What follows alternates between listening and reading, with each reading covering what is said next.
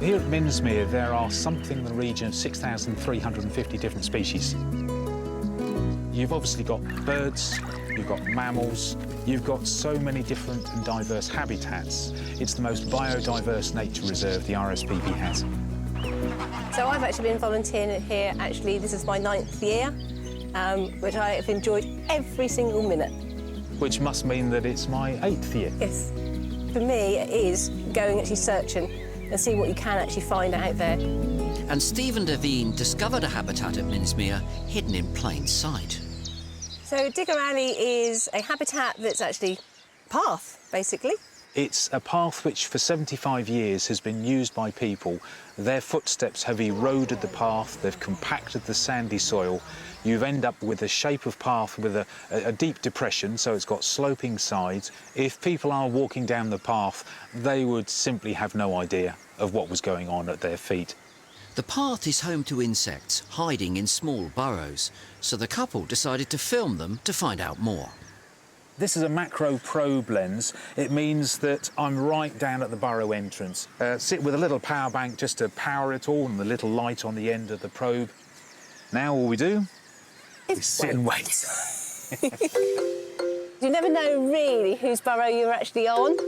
It's absolutely brilliant because you just don't know. Here she comes, look. She's poked her head out. You can see her on the screen here, look. It's going to be either cliff mining bee or tawny mining bee, I suspect. If she comes out a little bit further, we might be able to see. Yes, cliff mining bee. And she's gone. There we go. Brilliant. But the mining bee isn't the only resident of Digger Alley. This is a metropolis of busy bees and wasps that dig their homes into the side of the path, and it's where Digger Alley gets its name. Steve and Daveen have recorded 58 different species, and just like every busy town, not everyone gets along. You'll come down in the morning and by lunchtime everything is kicked off and there'll be fighting going on between different insects. But I've got some footage of a bee wolf fighting off a sand wasp who is trying to steal its burrow. Satellite flies will be diving in behind the bees going down their burrows. This is a soap opera going on here. Definitely a soap opera. And the soap opera was absolutely brilliant. One of the stars of the Digger Alley soap is a solitary wasp, the bee wolf. A bee wolf isn't a bee, so it is a digger wasp, but it hunts honeybees. The female wasps paralyse the bees, allowing them to be safely stored inside the burrows. But they are our main digger of Digger Alley. They will dig up to 1 metre actually in length of burrow, and off that actually up to 30 chambers in a good season. And these tunnels don't go unnoticed by some neighbours with a sneaky streak. The jewel wasp, often called the cuckoo wasp.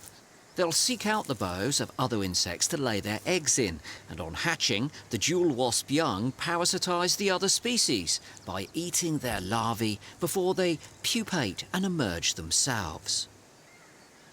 But Digger Alley isn't just a killing ground.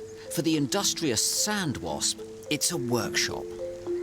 They are incredibly strong. They can pick up 10 times their own body weight. They take big, fat, juicy caterpillars and they will then carry them across the ground and then bury them in a hole, normally 3 or 4 inches deep. When they are burying the prey, they're filling it in with sand. They will then compact the sand afterwards by picking up a stone in their mandibles, vibrating their wing muscles and literally tamping the sand down, and they're recognised as being a species that is using a tool. Truly amazing little creatures. It is very important to have a good insect population. Insects form the basis of life in many ways. And to my mind, something like Digger Alley is as big a draw as the sand martins. Everyone comes to see the sand martins. They enjoy it, the whizzing about and the calling to each other, digging the holes out. And the Digger Alley beasts are doing exactly the same things. And people know about sand martins, but they miss the Digger Alley because they're not looking for it.